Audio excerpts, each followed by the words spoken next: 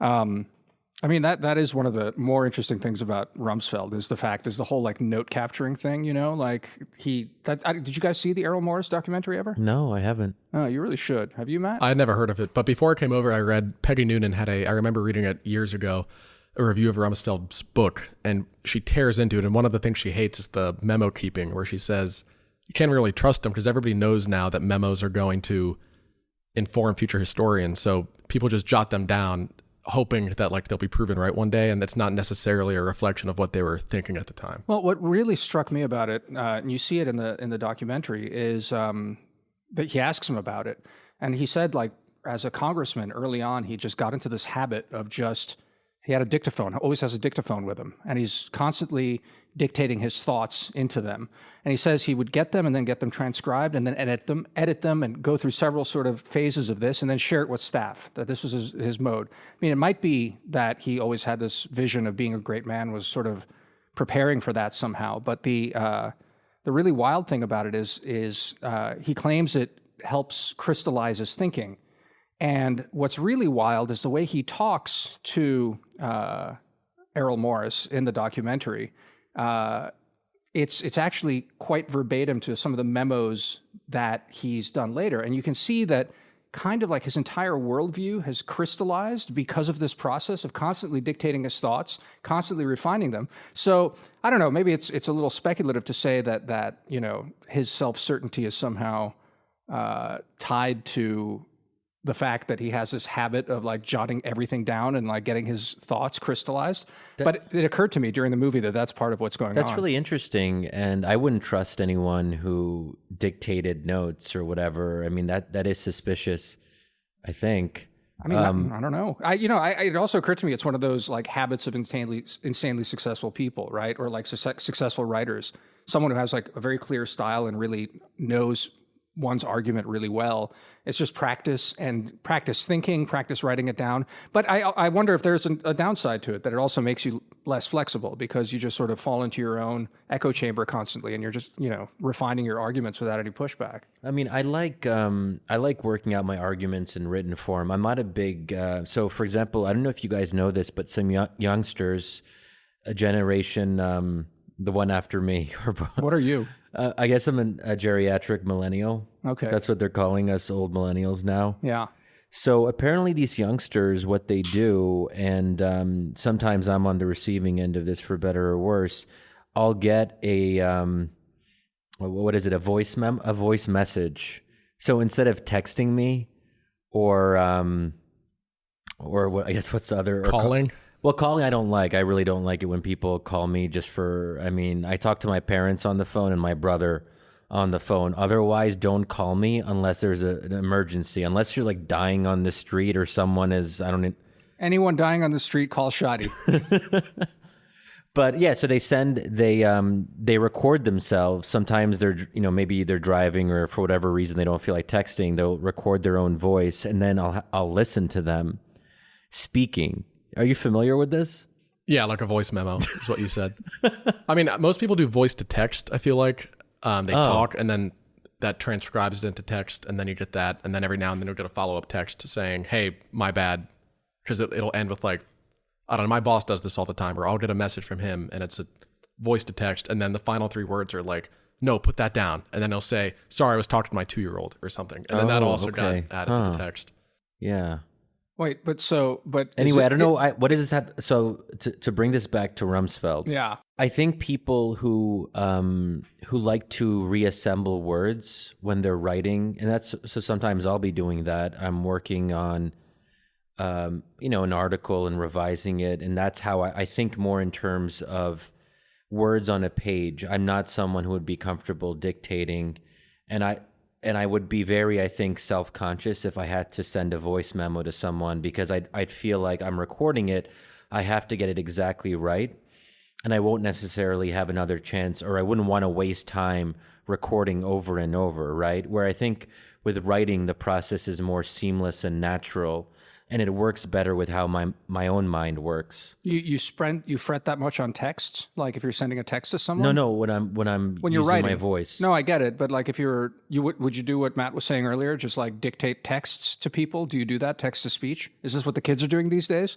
I don't know. I've never done it. I think. Well, some anyway, people, the bigger point here, is that Rumsfeld was someone who, as I found out, as I've been reading more about him in preparation for this podcast episode, and by in preparation, I mostly mean I read 2 short articles about Rumsfeld. That's the extent of what Which I'm one's talking mine? about.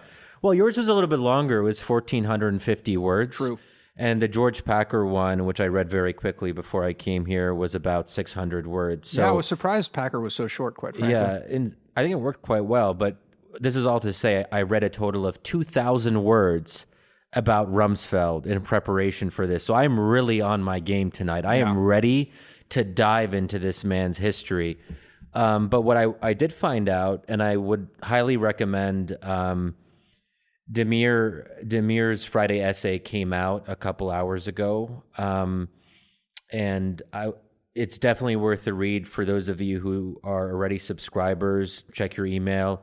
If you do want to read it, become a subscriber, and you can do that by going to wisdomofcrowds.live/subscribe.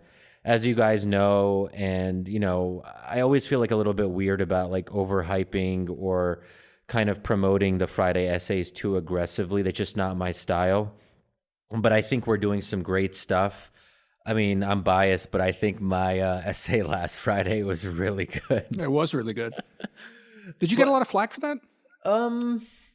No, because I think people appreciated it, and I sent you the one friend who texted me, and she's like, "Okay, you got me. I'm subscribing." She couldn't resist, literally. Yeah. She really had to read, and she was she happy afterwards? She was very happy. She's like, "That was good. That was worth it." That was good." Because I think that, Obama's memoir, A Promised Land, everyone was being so deferential to it because it's Obama and he's a great writer, supposedly, even though some of the prose style I saw in there, I was like, goodness, wow, he is not, this is the good writer we're talking about. But I think people wanted a takedown, and they haven't been able to get like a takedown from someone who's not a hardcore right winger. And if I can play that role and fill that gap in people's lives, so be it. But no, I don't know if my mom read it, because as I mentioned in the piece at the start, my mom doesn't like it when I'm so aggressively critical of Obama, and she's like, "Shadi, like, stop, you're being too hard on him. He's been through a lot. And he had a difficult 8 years, and then afterwards he had to see how his legacy was going into ruin, all of that." So my mom would probably not be a huge fan of how critical I was in the review essay. But anyway, for those of you who want that and you've been logging for that, that's another reason to subscribe to Wisdom of Crowds, so you can get my long-awaited review of A Promised Land. Yeah. Did you get pushback on Twitter? Like when you were hawking it? Because I mean, you hawked it pretty aggressively as being very critical. Surprisingly not. Maybe just people expect that from me. Yeah, I mean, you've been always critical of Obama, so I guess it's not like a real surprise as such. But I wonder, I mean, maybe it's also that Obama's no longer quite the figurehead he was. I mean, that maybe just people are drunk on Bidenism right now, and Biden is continuing a lot of Obama's foreign policy for sure, but I don't know, maybe it's just sort of time for a shift and he's not as resonant But at least anymore. Biden doesn't have the moral preening that Obama displays in his memoir. And Biden actually was not very much on the pro-human rights side of various debates that were going on in the White House during Obama's tenure. So, for example, he didn't want to push too hard against Mubarak in the early days of the Arab uprisings. He wasn't enthusiastic about the Libya intervention, so on and so forth. So in some ways, Biden doesn't wrestle. So what really bothered me about Obama is that, as I talk about in my Friday essay, is sometimes he sounds like me. Sometimes he sounds like, oh yeah, Arab authoritarianism is a problem, and the moral, and he's kind of presenting himself as someone who's morally conflicted, and he uses he uses the word wrestling time and time again. He's always wrestling with As do you, things. right? To be fair. Well, but the problem is, so he would make maybe a good analyst, a good observer, a good journalist, someone who's viewing it from afar. But what's so frustrating is that he's always wrestling, and he is the one person in the world who had the opportunity to wrestle less and do more. And that's what's so frustrating. Who what? Okay, well, anyway, I mean, to just, I mean, let's take it. But this is what I wanted to say. Who but the leader of the free, whatever it is, the world superpower, the free world, the most powerful man in the world, who but him could actually make the very changes that he apparently was wrestling with before he became president or at the start of his presidency? But he never, all he would do was have lunch with Samantha Power, which I thought the way he uses Samantha Power as this kind of moralistic foil, that when he's conflicted about the morality of things, he called literally, this is not me being hyperbolic. He even describes this as one of his moods. When he feels conflicted about the human rights of Arabs, this is a mood he's in. And when he's in one of those moods, he calls Samantha Power up, and then he gets that from her, but then he ignores everything she tells him. It's so, I don't know if he's just not self-aware enough to realize what he's actually putting onto the page, or if that's just his style. That's the way he's always been. But there's just something infuriating about that. And maybe we can use this to get to, I mean, Rumsfeld obviously 100 times worse, or maybe 30 times worse. No, I mean, I do want to take it back to that, actually, because, I mean, it's one of those things that's always been interesting about, or I guess it's never been clarified for me in our discussions. I know that you've said before that, the Iraq War provided a kind of political awakening for you. You were against it, and, you thought it was a terrible thing, and galvanized you in, sort of becoming more politically active and starting to write and all these sorts of things. And yet, I can't personally, this is why I'm way more sympathetic to Obama than you, is that I always read all of his stuff as basically a reaction to the stupidity of the Bush years. And somehow in your telling, I feel like you go from disapproving the Iraq War to actually being reasonably gung-ho about the second inaugural, at least thematically. I don't know personally if you shifted that way already and were appreciating the second inaugural of Bush and the freedom agenda that followed the Iraq War. And I don't know at which point that stuff becomes, I don't know, genuine to you, as opposed to, well, I don't know. Just talk a little bit about that. My ideal foreign policy is, I guess, the Bush administration minus the Iraq War. Uh-huh. And I don't consider the Iraq War to be part of the freedom agenda, because that wasn't the primary justification for it. We did not go into Iraq for democracy promotion. It really bothers me when people retroactively get the fundamental facts about the Iraq War wrong. That we went for WMDs. There were a couple senior officials like Paul Wolfowitz who said that democracy was important to them, but others in the administration did not highlight that as a rationale, and certainly Donald Rumsfeld did not. Not democracy, but he did want regime change. I think that's the interesting thing. Regime change is a different. Let's talk about that, because I think that's where the rubber meets the road for me. I don't believe in regime change for WMD reasons. But you believe in regime change for other reasons, and therefore nation building that follows from it. So, like, if you have, well, I know what you think about Assad, that we should have toppled him and then, I don't know, rebuilt the society there somehow, I guess. No, come on, man. That's not my position. See, no, I mean, come on, just talk me through it. I mean, because this is, I think, where the rubber meets the road in a lot of this stuff, is that,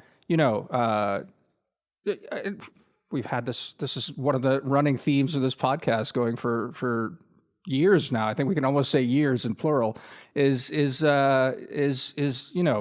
I get it. You have a red line about atrocities that need to be stopped, and if not us, then who? And, a human rights mandate to do that, or like a moral imperative to do that. But then you always get somewhat reticent, and maybe your upcoming book will help with this, but then you always get somewhat reticent about the nation building part, which, regime change implies. I don't believe in doing nation building. I believe in doing something in between. Nation building suggests a long-term, drawn-out effort where we're culturally and socially engineering a new society. As you know, I'm very reticent about any kind of cultural and religious or social engineering in particular. I think we can do certain things on institutional design, for example, on electoral systems when a country is having its founding elections after the fall of the previous regime. And I think that we do know a lot about what electoral systems work better for polarized societies. I don't think we should do anything like Afghanistan involved a lot more than that, for example, and certainly a lot on women's rights, which is great if you can do it, but I don't think that should be the goal of an intervention. And I don't think that we should have this idea that in religiously conservative societies we can make countries in our own image. That's where I start, like some realists, to get reticent and uncomfortable, because it suggests an endless kind of effort where failure is almost inevitable. So I'm somewhere in between. I'm not like Rumsfeld. Rumsfeld thought that we could just get rid of a dictator and then just leave them to their own devices. He didn't want any kind of nation building, where someone like Bush or Paul Wolfowitz were more amenable to longer term nation building. I'm somewhere in between, I would say. Yeah. Well, I don't know. I mean, just to say, that to me was always, it's the nation building thing that's what gets us into the stupid wars, or at least the stupid occupations, the endless wars, the forever wars, if you want to call it. And it's an inability to sort of think very instrumentally about war. And I think this is where you and I actually end up diverging on this, right? Is that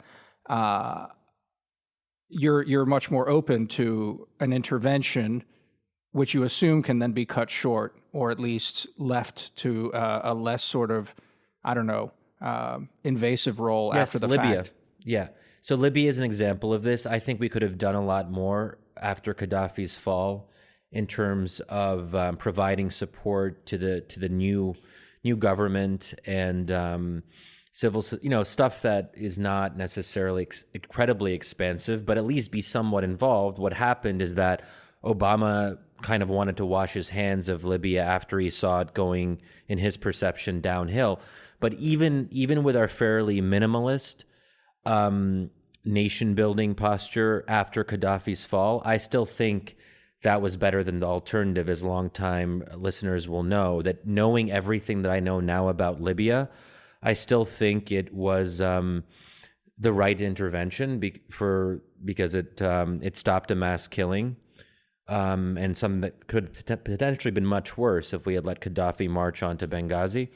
But also it allowed Libyans to have a future of their own making, which I do believe they will have now, and I'm not sure they would have had if Gaddafi had stayed in power. Now it's up to them what they do with that, and there has been an ongoing civil war. Now it looks somewhat more promising than it did 1 or 2 years ago.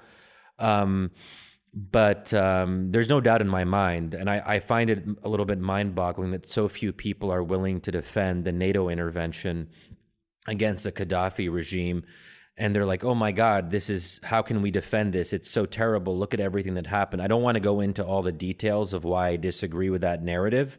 But even if someone like you, Damir, prefers as little nation building as possible, and we do as little as possible after we get rid of the dictator, Libya would still be, I think, a positive model. I mean, what happens when foreign actors start undermining the negotiated peace or the imposed peace or That's where I would have liked the U.S. to be more involved under Obama, is in the diplomatic aspects of trying to bring different factions together and strengthening the first government that emerged after Gaddafi's fall, which we didn't really do much of. And we said, if the Europeans want to do more of that and supporting the new government, they can. Obama lost interest, as I mentioned.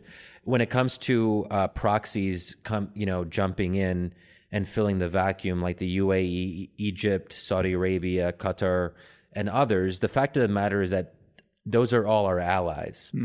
Well, Russia wasn't, right? I mean, well, Russia, yeah. So I think that the U.S. has to certainly keep its own allies on the right side of a conflict, and using the leverage that we have with countries like the UAE to say, look, UAE, you're one of our close allies ostensibly in the Middle East. Don't go in there undermining our work by supporting a would-be dictator, Khalifa Haftar.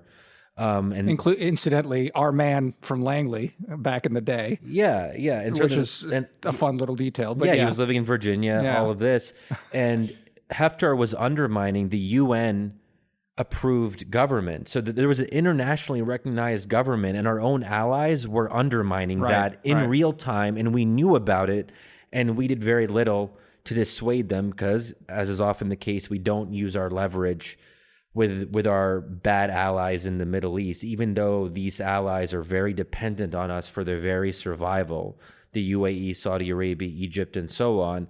But when the rubber hits the whatever that saying is, anyway, But let's talk about Rumsfeld. Yeah. Well, okay. Tell me more about how you think all of this fits into the analysis of Rumsfeld. Let's dig into that a little bit deeper. I don't know what it says about the analysis of Rumsfeld. I mean, it's a long time ago now. I think that's one of the other interesting things going back to like read about this stuff is how far away Iraq feels, but still it was such a moment for me as well of just sort of I don't know. Well, I mean, I've said before, I at the start of it, I did have this idea that this could be done basically with overwhelming force, and then we just like screw off and get out. And I remember my father telling me, like, don't be foolish. That's not how this is going to work out. I guarantee you. And my father had worked for years in Iraq with UNDP. And so he, I don't know, for whatever reasons, I don't know if it was experience on the ground or is this Father Marushik? Very good. Wait, will I be meeting him in Croatia? You won't be meeting him in Croatia. We're not going to hang out with your parents? No. My parents are miles away. Okay, wait a second. This I was not aware of. Wait, we're going to go all the way to your home country and not meet your parents? Correct. Wait, why? We can't just stop and say hello? It's out of the way. Okay. Now you've confused everyone. No, because, as some of our listeners might be aware, I'll be going to Croatia with Damir, Rachel Rizzo, Ani, and Benjamin Haddad in mid-July. I think we're doing about a week, give or take, of a bit of a road trip throughout Damir's home country, exploring all Croatia has to offer, all the beauty. Yeah, we'll have to record a podcast from there. That's gonna be exciting. We will, yeah. How about it? Okay, well, I guess some of you may know that the third person that you heard earlier is Matt Winesett, our associate editor. Matt, you were a little bit younger when the Iraq War was happening, and I don't want to, peg your time frame. And you might have been, you were politically conscious. I'm trying to remember. Iraq War was, oh my God, wow, 18 years ago? Yeah, take that, old man. Do you remember, how old were you?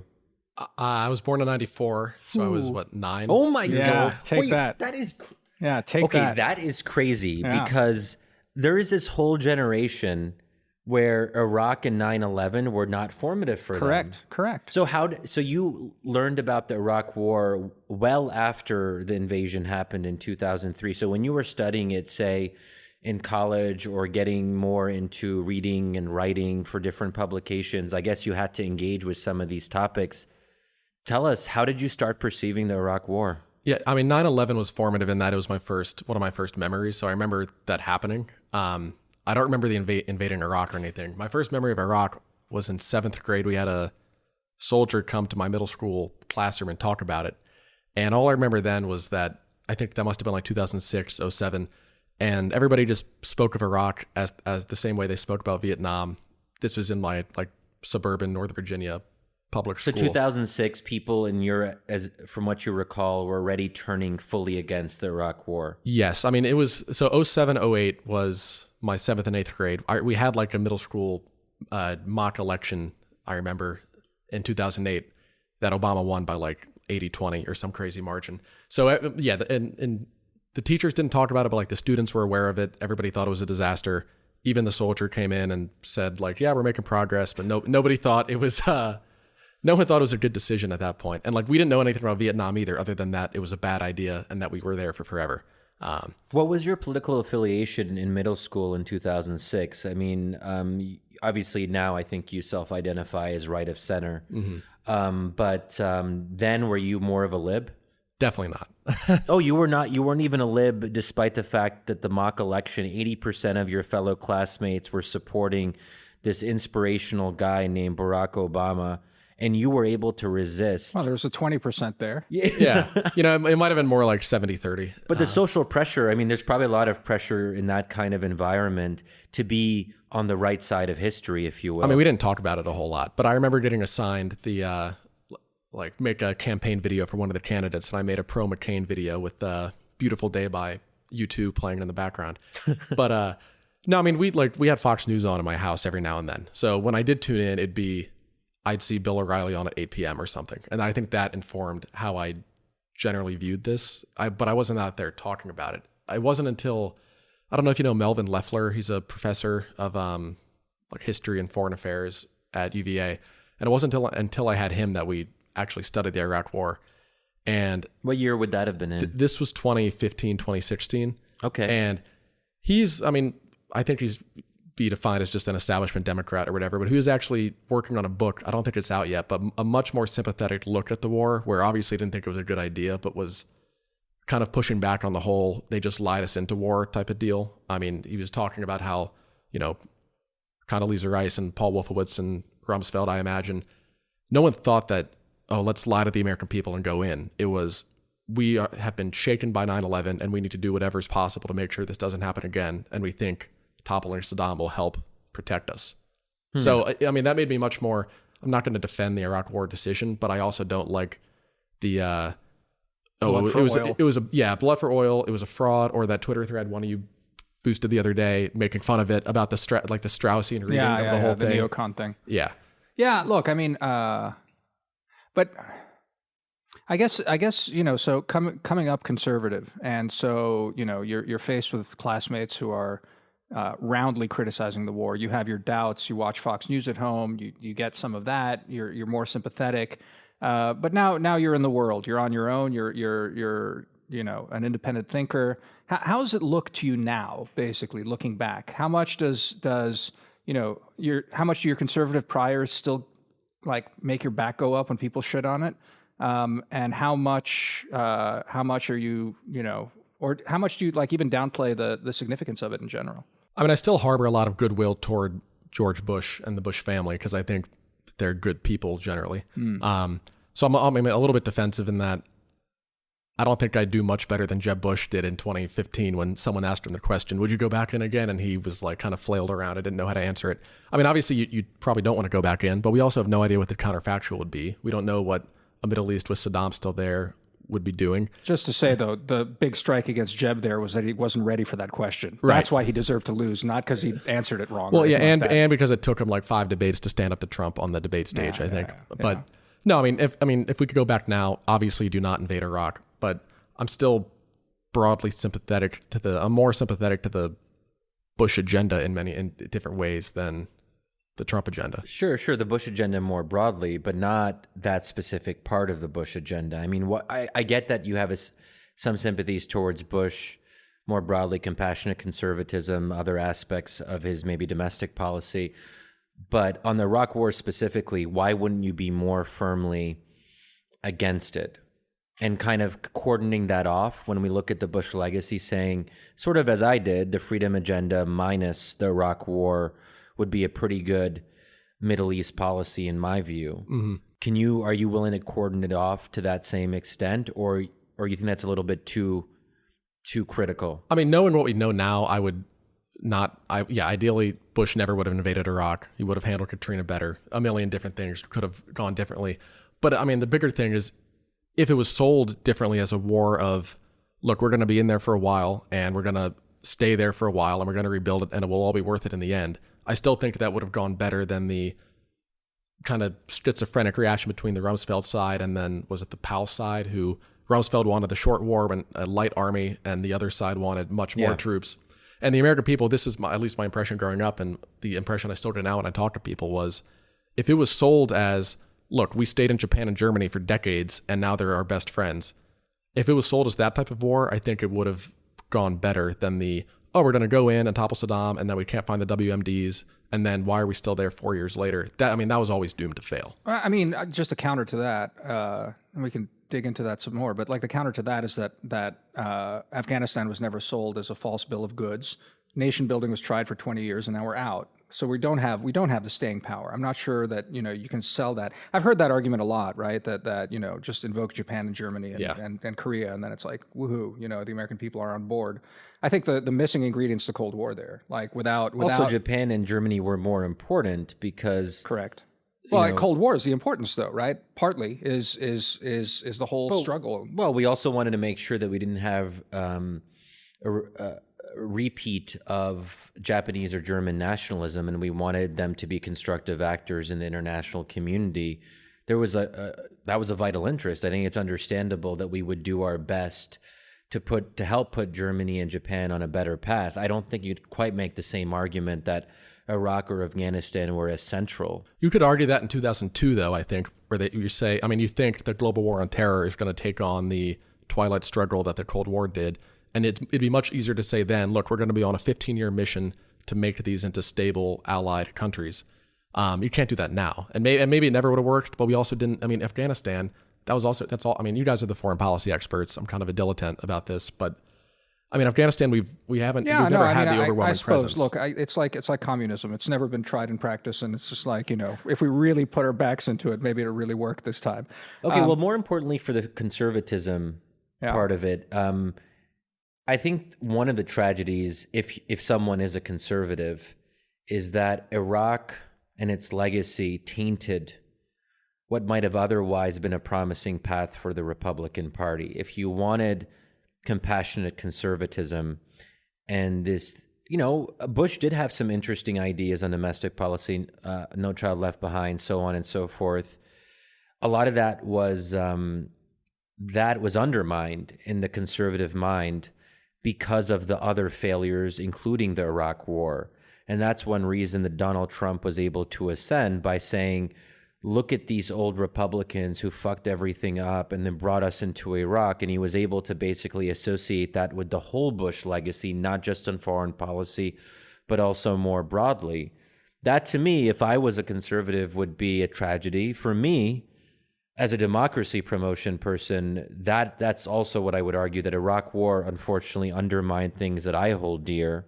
This idea that the U.S. should proactively promote democracy in the Middle East and have a strong commitment to a certain moral vision, which actually George W. Bush in his second inaugural and also in some other addresses articulated in a way that no other president has articulated. In a beautiful speech writing, a lot of that was probably Michael Gerson. But still, like there's something very sad to me there, that kind of rhetoric is now permanently tainted and permanently, or at least for the foreseeable future, undermined by the blunders of the Iraq War. Yeah, and this is when it's tough sometimes to disentangle my own ideological leanings with my partisan ones, because, ideologically I think of myself as like I like Edmund Burke, the famous conservative who thought it's tough to change a society. So how could I then think that U.S. troops are going to suddenly reshape an entire society in Afghanistan or Iraq or somewhere? It seems like it's totally contradictory. And then just the Bush legacy in general, like there's certain aspects of it where I'm probably more on the Trumpian side, quote unquote. Like, I mean, I like how Bush was de-racially polarizing the party, I think, where it was doing better among like Indian Americans, Muslim Americans, Hispanic Americans, Black Americans. No, but he wasn't, though. Bush, in 2000, I think he won like 2000, 40, yes, but not later. Oh, yeah, no, I mean, and Iraq messed that up, I think. Yeah. Yeah. So, I mean, pre-9/11. 9/11 too, and then the reaction to 9/11, I imagine, also did, right? I mean, it's just the sort of... Okay, yeah. Trump has, like, out of Republican candidates, I just like to remind people of this because it's kind of amusing and deliciously ironic, is that I think from the polling that I've seen, although it hasn't been pulled for that long. Trump is the American president. Sorry, Trump is the Republican candidate and or president who has been most successful with Muslims. Since Bush in 2000 or ever? I don't know. What Yes, do you since mean? Bush in 2000, yes. So well, I guess that doesn't give us a lot of sample size. It's like McCain and No, but Romney. look, you have McCain, Romney, and Bush second term. Yeah. Trump has been more successful than those three prior candidates. Yeah, no, he's. I mean, and the funny thing too is that the demographic that swung toward Biden the most was white men. So white men saved America from white nationalism, apparently, if you buy into those narratives. But now I can't even remember how we got on this. But like the Bush agenda more broadly was also much more privatizing Social Security, much more pro all types of immigration. You don't like that. And I mean, I think Trump has actually gone in a better direction in the sense, and this wasn't necessarily, I don't know how much he thought about this, but like he was the only Republican that did not want to cut entitlements, was the one that spoke up most against immigration. And the whole kind of grand new party coalescing agenda that Ross Douthat and Reihan Salam have put out back in 2006, that was supposed to be what compassionate conservatism kind of was, which people associate with Bush. But Bush was much more the kind of the Wall Street Journal editorial board type. That's a really interesting point, actually, that I don't think is recognized as much, that in some ways Trump was more of a compassionate conservative on domestic policy than Bush was. No, but we do. Ross certainly recognizes it. Reihan, to a certain extent, to their great chagrin, that the first Republican to take the grand new party thing. Okay, but Ross fully. wouldn't say it. Has Ross ever said I explicitly? think he think totally wrung his hands early on about Trump. but what what Ross said was that Trumpism was reformed conservatism's evil twin. Yeah. So, Okay, that's not exactly the best compliment. I mean, it's like a because, mirror image. no, but he was horrified because, like, in fact, Trump was the ugly version of their book. I mean, you know, which isn't good. Well, it's kind of good. He's grasping at, he's going in the right direction, and this is why the irony of all ironies, in my opinion, is that a lot of the Trumpist intellectuals who also like this agenda, support American families, reduce low-skilled immigration to raise wages, less intervention abroad, they all hate Mitt Romney. But Mitt Romney is actually putting the policy bones on this type of agenda with the whole Child Allowance Act that he put out. And just Romney's always had much more hawkish anti-China instincts.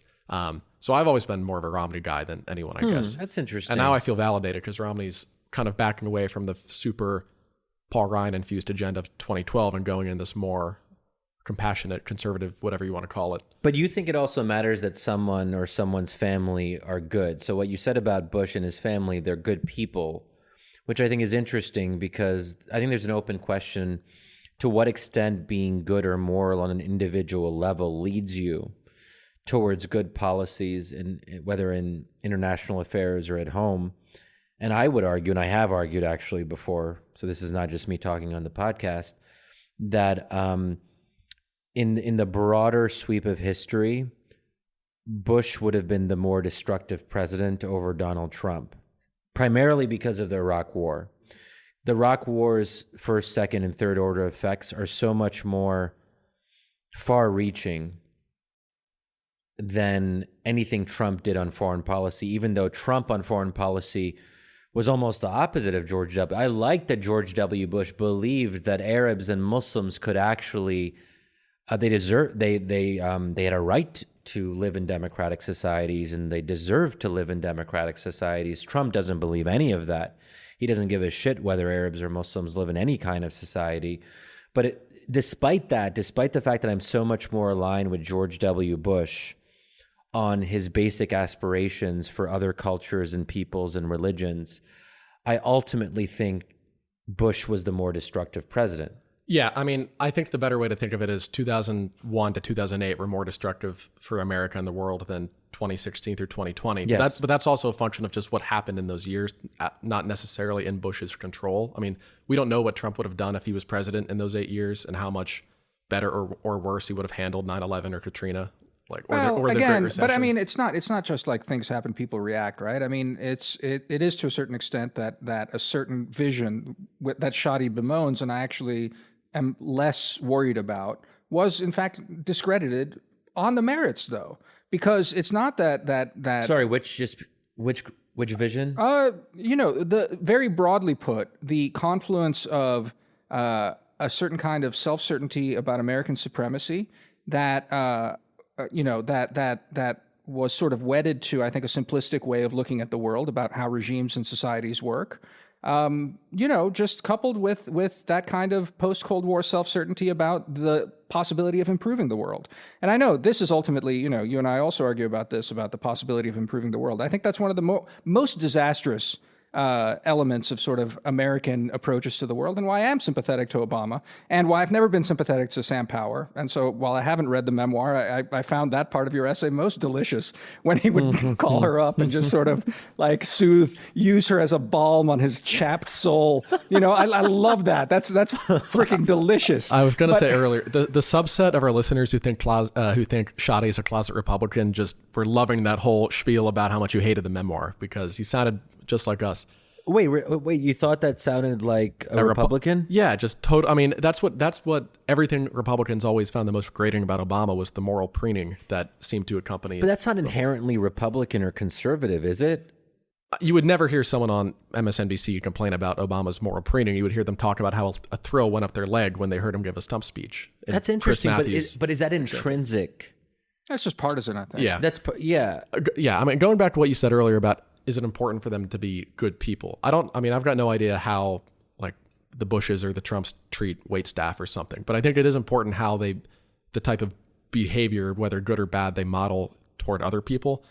And I think the best example would be in like 2008, you had some Republican voter come up to McCain and say, how can anyone, it scares me people are going to vote for Obama, he's a secret Muslim. And McCain had the famous thing where he said, no, ma'am, he's a good man.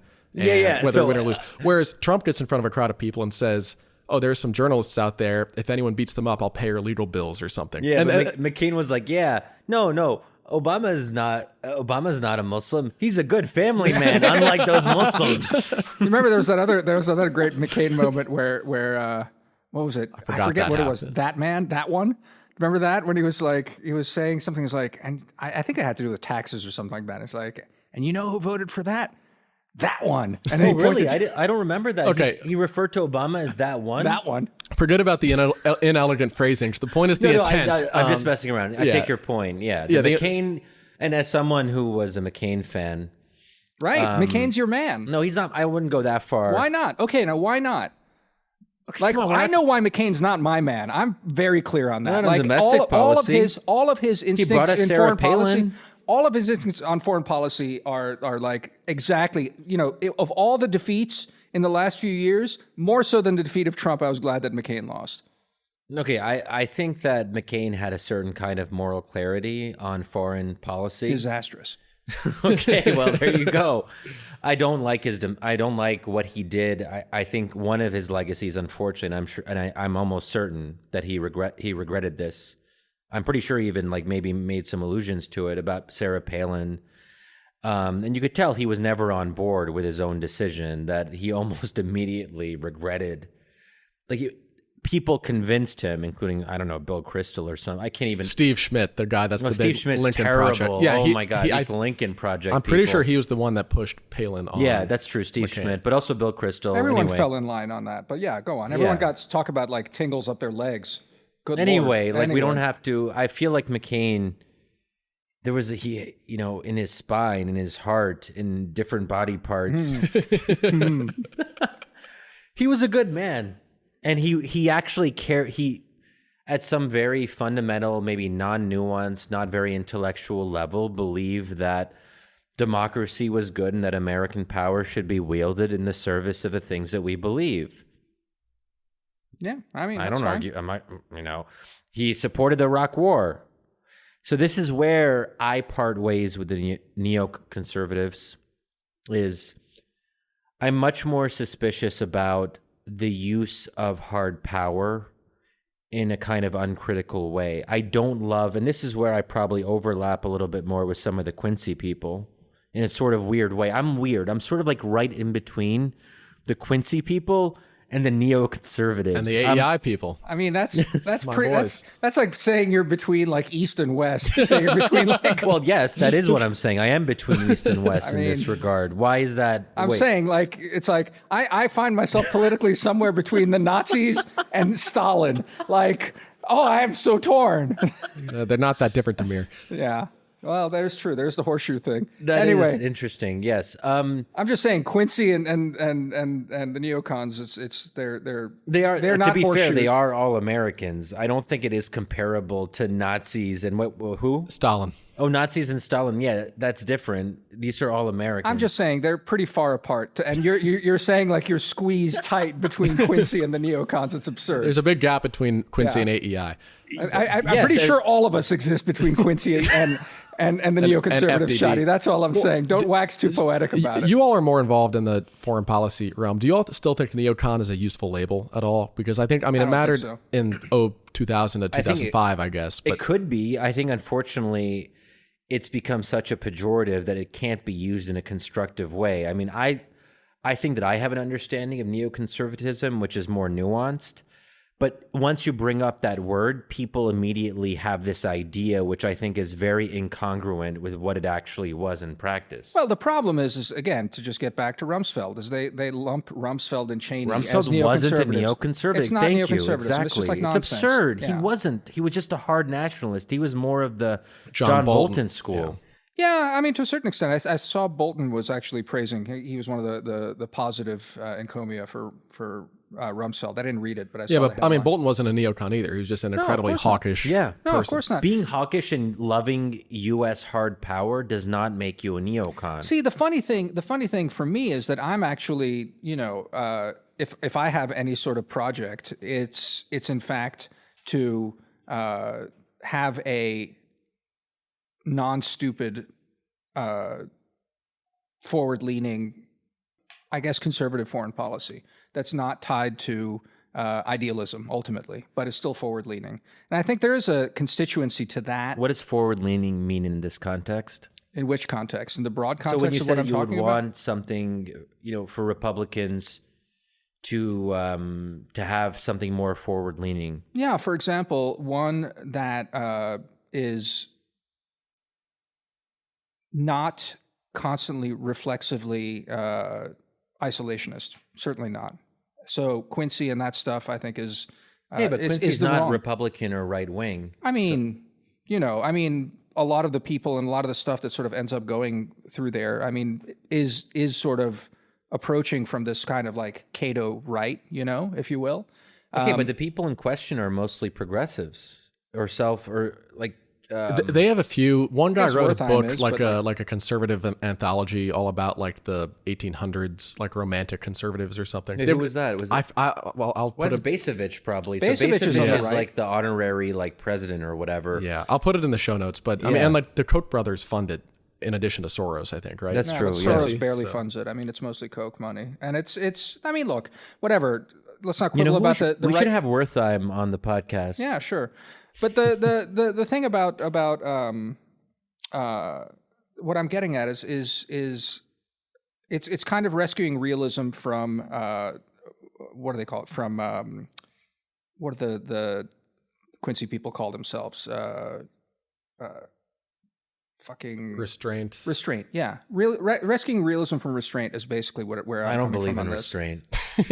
Yeah, right. I mean, this is where All you and I gas, end up. no but brakes. this is- I believe in America unrestrained. No, I know, but what I'm getting at is though is just like I'd like to strip the if we strip the McCain out of you, Shadi, you and I'd be more or less on the same page. you Okay, know? but that's a huge stripping. yeah, that's that's why like we're a not on big the same difference. page. Exactly. Okay, before I forget, I want you to talk a little bit more about, because this is ostensibly an episode about Rumsfeld, but I feel like we haven't gotten to the heart of the man, and I want to make sure we have enough time to kind of tease out some of the points you make in your essay, which is titled The Hubris of Donald Rumsfeld, because there's something there which I think he shares with Barack Obama, which is a fundamental inability to self-criticize, a lack of self-awareness, this conviction that he is right. And even, it should be noted, there was a good biography of the neocons titled They Knew They Were Right by Jacob Heilbrunn I believe. And there's something about that reminds me of Barack Obama. He knew he was right. Do you want to untangle that for us? You don't have to. No, I mean I can. In the sense that, like, if you do watch, and I'd encourage both of you guys, but also all our listeners, to just spend an hour and a half. When you hear this, download the documentary, the Errol Morris documentary on Rumsfeld, and really just. I think you'll see how wrong that comparison is, Shadi, when you watch the documentary. Good. That's what I want to hear. Tell me more about why that's a bad comparison. I mean, it's wild. There's at least, there's two moments. One which towards the end, he literally he gets Rumsfeld to say something about some of the inquiries that happened on the torture stuff. And to comment on some of the inquiries. And Rumsfeld basically says, straight up, they found no such thing. He opens the book in front of him and reads back, was like, well, this is exactly what they said. And it's the exact opposite. And Rumsfeld says, well, yes, that's right. And literally doesn't blink and keeps going. I mean, he's caught in these wild contradictions and doesn't even blink and doesn't even feel. So he's a liar, basically. I mean, whatever that is, yeah, sure. Is that more Trumpian then? Is he similar to Trump in the unwillingness to acknowledge fault? Is that reasonable to say? It's wild. It's wild because you see with Trump, there's a kind of unrestrained kind of fantasy that he is living in, whereas it's different with. I mean, just watching this, it's different with Rumsfeld. It's like, you also go back, there's plenty of footage in the documentary of Rumsfeld doing those pressers during the Iraq War, where he's basically really entertaining the press. I mean, he's really good at it, and he's fun and engaging, and teasing them, and smacking them around, and they love it. They love being teased? Kinda. I think so. But it's weird. It is different from Trump. It's different on some sort of fundamental way, and I can't really put my finger on it except to say that Trump was not ever convinced of anything. He would just talk, I think, and constantly believe what was coming out of his mouth somehow. Yeah, so Trump, that self-confidence existed that way. But with Rumsfeld, there's kind of a studied self-confidence to it, I think, which is really, I don't know, striking somehow. Yeah, so I think maybe Trump is a postmodernist and a Foucaultian in a way that Rumsfeld wasn't. Like, Trump doesn't believe in the concept of truth. Right. So to say that he's lying is almost beside the point. I think that's right. He doesn't believe in a truth to lie about, where I guess if you talk to Donald, okay, here's some of the poetry. I know this is actually important to share. And this is not a joke. This is actually from Donald Rumsfeld. There was a book called the Existential Poetry of Donald Rumsfeld. Oh, so you did do more prep. No, I just pulled it up right now, literally. Okay, here is the poem "The Unknown" by Donald Rumsfeld. This is beautiful. He wrote this? Yeah. As we know, there are known Sorry, let me start again. This is the memo, Shadi. No, hold up. Stop it, guys. Let me do this, okay? As we know, there are known knowns. There are things we know we know. We also know. There are known unknowns. That is to say, we know there are some things we do not know, but there are also unknown unknowns, the ones we don't know. We don't know. Beautiful. Okay, here's another one. So these are memos, right? That one was a memo. This one is titled Glass Box. Okay, ready? You know, it's the old glass box at the gas station where you're using those little things, trying to pick up the prize, and you can't find it. It's all these arms are going down in there, and so you keep dropping it and picking it up again and moving it. But some of you are probably too young to remember those glass boxes. But but they used to have them at all the gas stations when I was a kid. Here's one that's titled... This is a good bit. Wait, but what was that glass box this one is titled the Digital Revolution. Oh my goodness gracious. What you can buy off the internet in terms of overhead photography. Is this a blog from Gawker that you're just reading off of? I'm actually A confused. trained ape can know an awful lot of what is going on in this world just by punching on his mouse. See, now that... See, that I bet that one sounds like him talking to the press. Yeah, you're right, actually. That is actually him belittling the press for saying that they found some evidence of something going bad in Iraq, and he was just like, there's a lot you can buy on the internet. Okay, here's the last one I'm going to do. This one is titled The Situation. Things will not be necessarily continuous. The fact that they are something other than perfectly continuous ought not to be characterized as a pause. There will be some things that people will see. There will be some things that there will be some things that people won't see, and life goes on. That is deep. Okay, there's a brilliance here. No. Okay, but to finish on that, I mean, because, easy to mock, and I'm sure some witty New York douchebag journalist compiled these and put line breaks in them and now feels clever. And your dramatic reading really added to that, Shadi. But the fact is, that's the thing that's most fascinating and sort of shocking and galling about Rumsfeld, is that he's clearly a very, very sharp guy who's nevertheless incredibly rigid on some of this stuff. And yeah, I mean, the difference with Obama, and again, I think I disagree with you on this, is that I do think Obama generally did wrestle with this stuff. He was as sentimental as you. He just broke with me. That is, or broke with you and broke on my side. So he sounded like me, but he acted like you. Correct. I like that. That's actually my ideal president, is someone who talks like who Shadi. talks like Shadi but acts like me.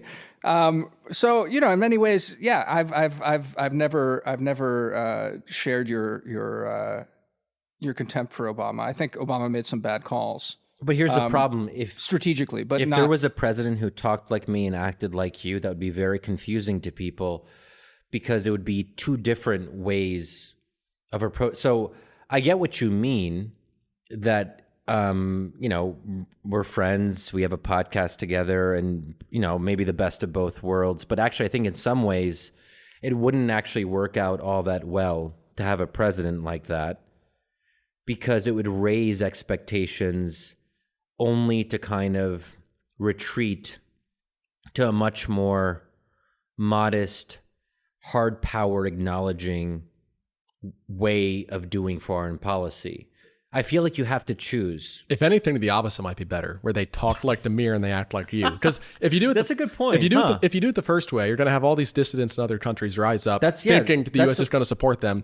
Then we don't, because Damir's in charge, and they get gunned down. That's the point I make in the hypocrisy essay. Exactly. Yeah. If we do it the opposite way, we don't give anyone expectations, but the few people that rise up anyway, we give them all the support that Shadi would offer. Yeah, they're expecting nothing. Yeah, because they've been listening to Damir 24/7, and they're like, "Oh my God, wow, this is good stuff in practice." No, look, I'm all for destabilizing enemies by giving arms to unhappy peasants. But I do think there's one thing that's very much overstated in a lot of this, is this idea that in fact everyone hangs on our word and is strategizing based on the being in the good graces and the support of America. Well, to be fair, the Syrian rebels did expect an intervention at several key moments. I take your point that a lot of people abroad understand that American rhetoric is just that, but in specific cases, there was actually an expectation of American intervention. Oh, the expectation comes when, you get yourself in a nasty civil war and you're losing, and then you start sort of, asking for it. And yeah, sure. At that point, you look to the president and hope for the best. I'll just say, in the Balkans, everyone looked to Clinton for the longest time. Finally, in the very end, he sort of came around to it half-heartedly. But that's always been the proper lesson of all of that as well, is that, one shouldn't pay that much attention to it. And I remember talking to my friends who would try and raise the example of Bill Clinton as to, what America should live up to in Syria. That's horseshit. America basically was kicked, dragging and screaming into Bosnia. And ultimately... and that's good that it was kicked, dragging in... Okay, we don't have to get into Bosnia right now. Yeah.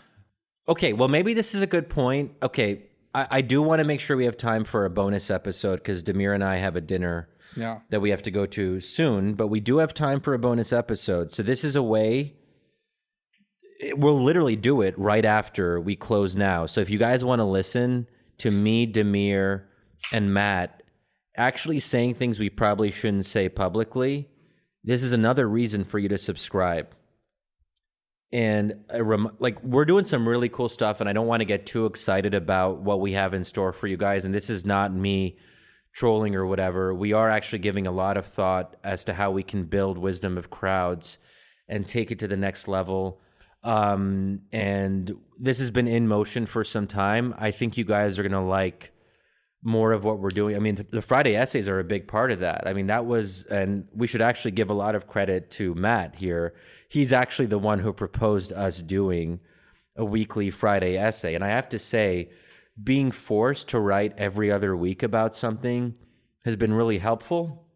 And actually, I would say at least 3 of my essays I've incorporated in an unexpected way into my book, which I should tell you guys. I don't know if I've told you, Damir. No. I submitted the first draft of my entire manuscript to Oxford University Press on Monday. Congratulations, Shadi. Thank you. And it was, wow, like the last few days I had to kind of just like put a lot of different things together and do some touching up, but I'm happy.